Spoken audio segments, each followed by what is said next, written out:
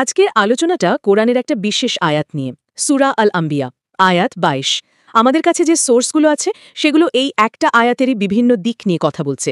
তো আমরা চেষ্টা করব এই আয়াতের গভীরে ডুব দিতে, মানে এর অর্থটা কি, কেন নাজিল হলো, পুরনো তাফসিরকাররা কি বলেছেন, আর আজকের দিন এটা কতটা প্রাসঙ্গিক। ফোকাসটা থাকবে তৌহিদ, মানে আল্লাহর একত্ববাদ। কিন্তু আমার কাছে সবচেয়ে ইন্টারেস্টিং লাগছে আয়াতটার ভেতরের যুক্তিটা, কিভাবে শুধু সৃষ্টিজগতের শৃঙ্খলা দেখেই প্রমাণ করা যায় যে স্রষ্টা একাধিক হতে পারে না। চলুন শুরু করা যাক, আয়াতটা ঠিক কি বলছে। অবশ্যই আয়াতটা হল লাউকালা ফিহিমা আলিহাতুন ইল্লাল্লাহু লাফাসাদাতা ফাসুবহানাল্লাহি রব্বিল আরশি আম্মা ইয়াসিফুন। আর এর একটা সহজ বাংলা অনুবাদ অনেকটা এরকম দাঁড়ায়, যদি আসমান ও জমিনে আল্লাহ ছাড়া আরও অনেক ইলাহ থাকত তাহলে এই দুটোই মানে আসমান ও জমিন ধ্বংস হয়ে যেত বা চরম বিশৃঙ্খল হয়ে পড়ত। এরপর বলা হচ্ছে, সুতরাং তারা যা বর্ণনা করে তা থেকে আরশের অধিপতি আল্লাহ অনেক পবিত্র ও ঊর্ধ্বে।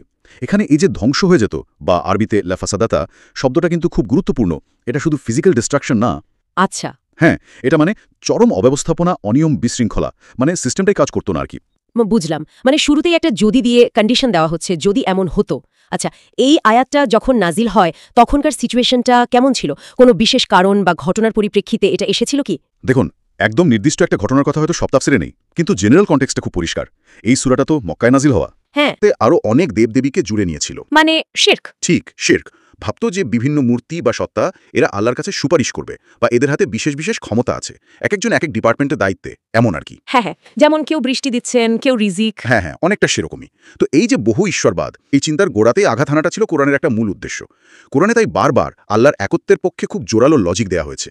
আর এই আয়াতটা এটা সেই যুক্তির ধারায় একটা অসাধারণ সংযোজন। এটা সরাসরি মুশরিকদের এই একাধিক ইলাহের বিশ্বাসটাকে চ্যালেঞ্জ করছে, বলছে তোমাদের এই ধারণাটা যৌক্তিকভাবেই টেকে না। ইন্টারেস্টিং। কিন্তু শুধু অনুবাদে তো এই যুক্তির পুরো পাওয়ারটা বোঝা যায় না। ক্লাসিক্যাল মুফাসসিররা, যেমন ধরুন ইমাম ইবনে কাসির বা ইমাম কুরতুবী, তারা এই ভেতরের যুক্তিটাকে কিভাবে খুলে বলেছেন? এখানেই তো আসল ব্যাপারটা, তাই না? ঠিক ধরেছেন, এখানেই আসল মজা। প্রায় সব বড় মুফাসসিরই এই আয়াতের লজিক্যাল দিকটায় খুব জোর দিয়েছেন। যেমন ইমাম ইবনে কাসির তার তাফসিরে খুব স্পষ্টভাবে বলেছেন এই আয়াতটা হলো তাওহীদের, মানে আল্লাহর একত্বের একটা, যাকে বলে অকাট্য প্রমাণ, ইররিফিউটেবল প্রুফ। তার ব্যাখ্যার মূল কথাটা হলো এই যে মহাবিশ্ব, এর অস্তিত্ব আর এর ভেতরের নিখুঁত সুশৃঙ্খল সিস্টেমটা, এটাই যথেষ্ট প্রমাণ যে এর স্রষ্টা ও পরিচালক মাত্র একজন। তিনি যুক্তিটা এভাবে দেন, একটু ভাবুন তো, যদি একাধিক ইলাহ থাকতো, আচ্ছা, তাদের ইচ্ছা, তাদের ক্ষমতা, তাদের কাজের পরিধি, এগুলো কি সবসময় এক হতো? এটা তো অসম্ভব। হ্যাঁ, তা তো বটে। অবশ্যই তাদের মধ্যে মতবিরোধ হতো, ক্ষমতার দ্বন্দ্ব দেখা দিত। ধরুন একজন চাইলেন সূর্যটা পূর্ব দিকে উঠুক, অন্যজন হয়তো চাইলেন পশ্চিমে উঠুক। একজন জীবন দিতে চাইছেন, অন্যজন হয়তো ঠিক সেই মুহূর্তে মৃত্যু চাইছেন, বা একজন কিছু বানাচ্ছেন, অন্যজন সেটা নষ্ট করতে চাইছেন। তাহলে তো ক্যাওস। এক্স্যাক্টলি। এই অনিবার্য সংঘাতের ফলে কি হতো? হয় এই মহাবিশ্ব তৈরিই হতো না, অথবা যদি হতেও তবে তা থাকতো চরম বিশৃঙ্খল, মানে ফাসাদ অবস্থায়। কোনো নিয়ম থাকতো না, কোনো স্থিতি থাকতো না। এটা তো খুব লজিক্যাল কথা। অনেকটা যেমন একটা গাড়িতে যদি দুজন ড্রাইভার স্টিয়ারিং ধরে বসে আর দুজন দুই দিকে যেতে চায়, হ্যাঁ হ্যাঁ, তাহলে তো গাড়ি হয় চলবেই না, নয়তো সোজা অ্যাক্সিডেন্ট করবে। এত বড় ইউনিভার্সের ক্ষেত্রে তো তাহলে কথাই নেই। ঠিক এই পয়েন্টটাই ইমাম ইবনে কাসির বলছেন। কিন্তু আমরা বাস্তবে কি দেখছি? আসমান, জমিন, গ্রহ, নক্ষত্র, দিনরাত্রি, ঋতুচক্র সব কিছু চলছে একটা অবিশ্বাস্য নিখুঁত অর্ডারে। বিলিয়ন বিলিয়ন বছর ধরে সূর্য উঠছে, পৃথিবী ঘুরছে, গ্যালাক্সিগুলো নিজেদের পথে চলছে। এই যে বিশাল কসমিক অর্ডার, এই নিয়ম, এই ভারসাম্য, এটাই প্রমাণ করে যে এর পেছনে কন্ট্রোলার একজনই, একজন একক সত্তা, যার ইচ্ছা ফাইনাল, যার প্ল্যান অপ্রতিদ্বন্দ্বী, যার ক্ষমতায় কোনো শেয়ার নেই। একই রকম যুক্তি আমরা ইমাম কুরতুবী রহমতের তাফসিরও পাই। উনি ব্যাপারটা আরেকটু অন্য দিক থেকে দেখেছেন। ও, কিভাবে? উনি বলছেন, আচ্ছা ধরে নিলাম একাধিক ইলাহ আছে, তাহলে তাদের মধ্যে সম্পর্কটা কেমন হবে? দুটোই তো সম্ভাবনা, তাই না? হয় তারা সবসময় সব বিষয় একমত হয়ে কাজ করবে, অথবা তাদের মধ্যে মতভেদ থাকবে। আচ্ছা, যদি তারা সবসময় একমত হয়েই কাজ করে, তাহলে প্রশ্ন আসে, তাদের কি নিজেদের স্বাধীন ইচ্ছা বলে কিছু আছে? যদি একজন সবসময় অন্যজনের সাথে একমত হতেই বাধ্য হয়, তাহলে সে তো আর পুরোপুরি স্বাধীন ইলাহ থাকলো না, সে তো অন্যের ওপর ডিপেন্ডেন্ট হয়ে গেল। এটা তো ইলাহের বৈশিষ্ট্যের সাথে মেলে না। ঠিক। আর যদি তাদের মধ্যে মতভেদ হতো, তখন কি হবে? হয়তো একজনের ইচ্ছাটা পূরণ হবে, অন্যজনেরটা হবে না। যার ইচ্ছাটা পূরণ হলো না, সে তো দুর্বল প্রমাণিত হলো।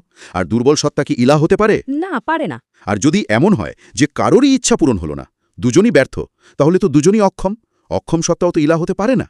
সুতরাং যে দিক দিয়েই ভাবা হোক না কেন, লজিক্যালি একাধিক স্বাধীন সর্বশক্তিমান এলার অস্তিত্ব সম্ভবই না।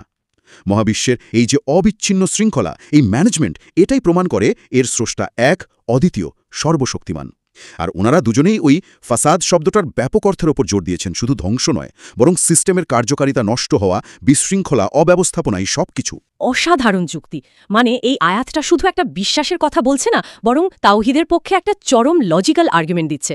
তাহলে এই আয়াত থেকে মূল কি পয়েন্ট আমরা নিতে পারি, কোন জিনিসগুলো মনে রাখা দরকার? এখান থেকে বেশ কয়েকটা খুব জরুরি শিক্ষা বেরিয়ে আসে।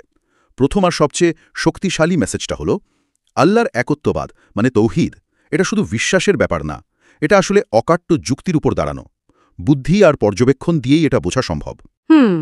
দ্বিতীয়ত, এই যে বিশাল মহাবিশ্ব, এর দিকে তাকালেই বোঝা যায় এর পেছনে একজনই কন্ট্রোলার আছেন।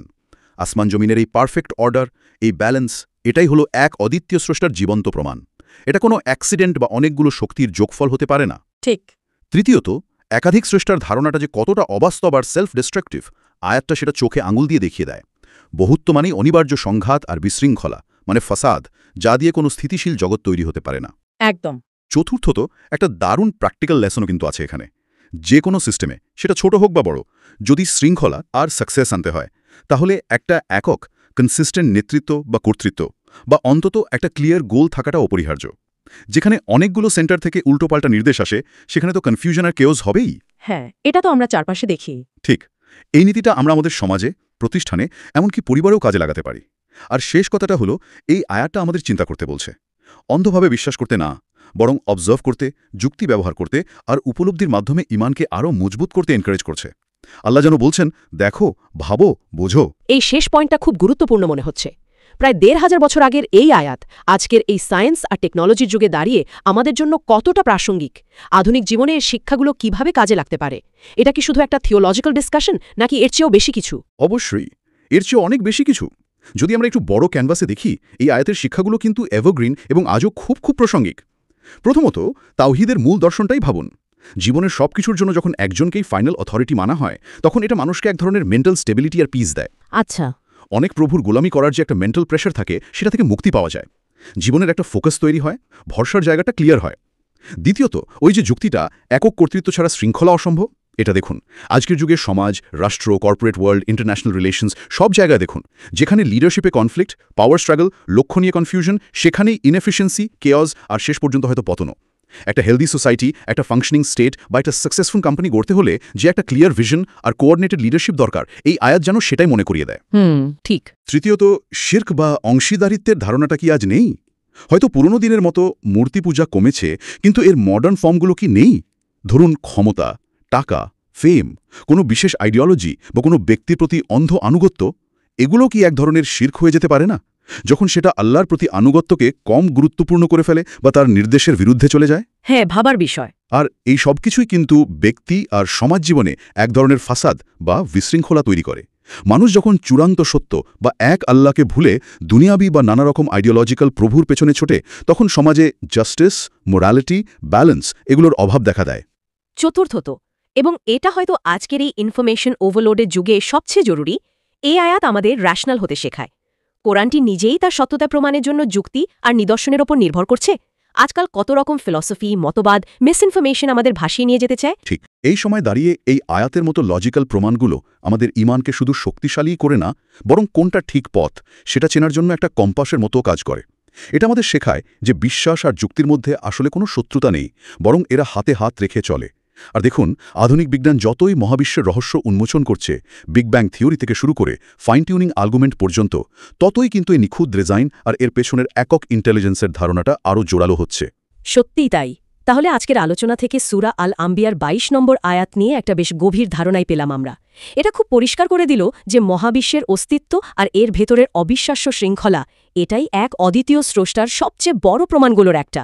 একাধিক সত্তার পক্ষে এমন পারফেক্ট সিস্টেম চালানোটা লজিক্যালি ইম্পসিবল।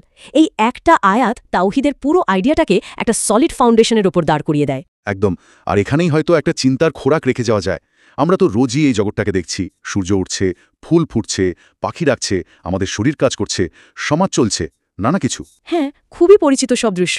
কিন্তু এই আলোচনা শোনার পর আমরা কি অতি পরিচিত জগৎটাকে একটু নতুন চোখে দেখতে পারি?